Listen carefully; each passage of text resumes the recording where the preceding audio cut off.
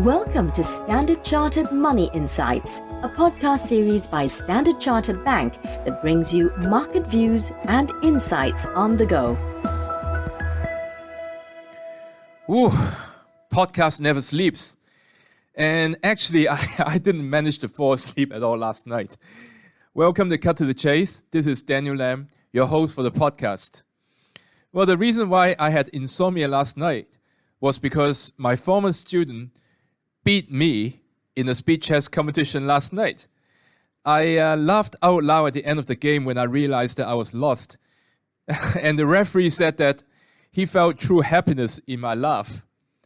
I'm very proud to have taught a student who has just finished both his bachelor and master's degree within 3.5 years in a major Ivy League university.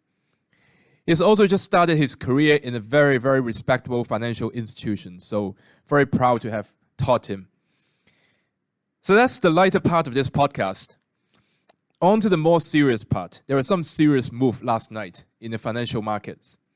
S&P 500 had its biggest drop over the last 2 months, with the index falling by more than 2%. So there was a confluence of factors at work.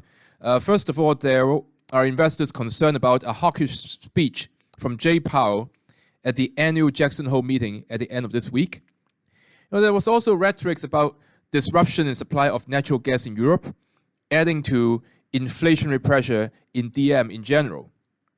So what should you, the investors, be doing? Well, we've been advising you to be switching out of S&P 500 into global fixed income. In fact, we spoke about this in some details in the podcast yesterday. This barbell approach is very, very important to remember.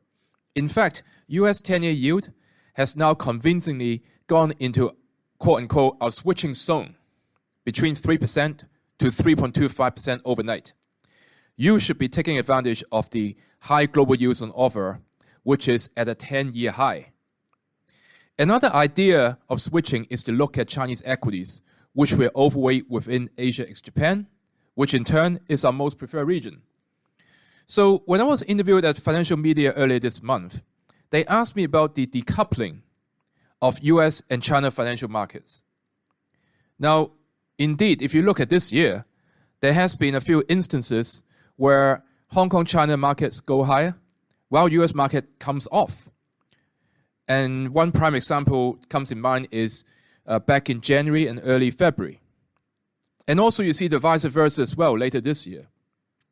And this is because of the different parts of the economic cycle that these economies are in, i.e. US economy and DM economies overheating and facing inflation, while China economy appears to be weak compared to expectations.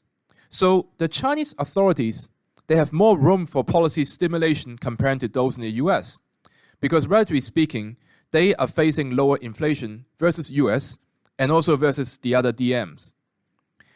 Now, Hang Seng Index is below 20,000, and that appears to be attractive. Technically seems to be basing out comparing to the short-term technical pressure that we're seeing in US equities right now. And earnings expectations in Hong Kong China equities is at very pessimistic level. So if you want to stay with equities, you may consider switching out of US equities into Hong Kong China equities. So that's all from me today. As always, if you enjoy this podcast, please don't forget to rate and like it. Thanks for listening, and we wish you a happy day ahead. Thank you for listening to Standard Chartered Money Insights, a podcast series by Standard Chartered Bank. For more details on the latest market insights, subscribe to Standard Chartered Money Insights.